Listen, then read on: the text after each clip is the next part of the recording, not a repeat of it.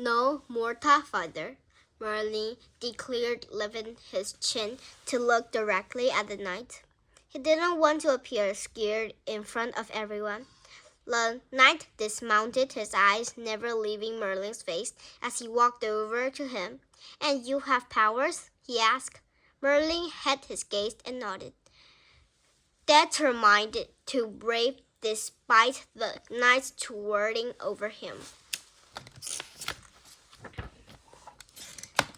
The knight studied Merlin for a moment before grabbing his shirt and dragging him over to a hooded man. "Is this him?" he demanded.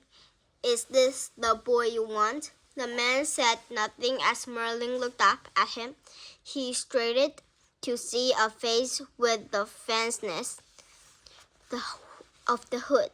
"Well," the knight demanded, shaking Merlin impatiently. Slowly, and hooded man nodded, making no sound. Even his horse stood silently and still, unlike the other animals around him, who seemed impatient to be off again and pawed at the ground, restless. The knight thrust Merlin toward another man who quickly tied his twists together, not caring that the rope cut deeply into his skin.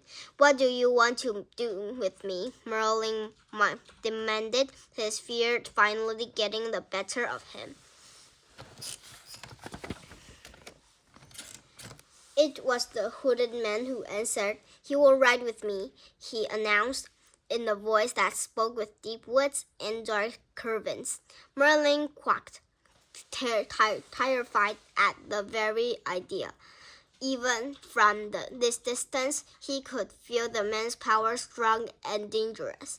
It called to Merlin, putting him forward even as he struggled against the iron grip on his shoulder, jerking him back. The second knight murmured into his ears, "It will be much easier for you if you don't try to fight us, boy." But Merlin continued to struggle. "Where are you taking me?"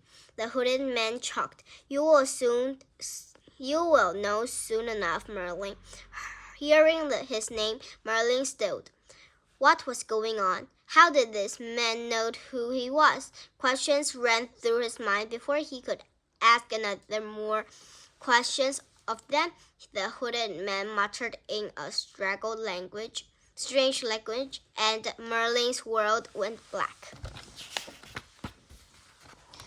Chapter 2. Merlin awoke to a pounding in his head and sick feeling in his stomach. The world around him was dark and cold. As he blinked his eyes open, he was a ward of goosebumps covering his arms and legs.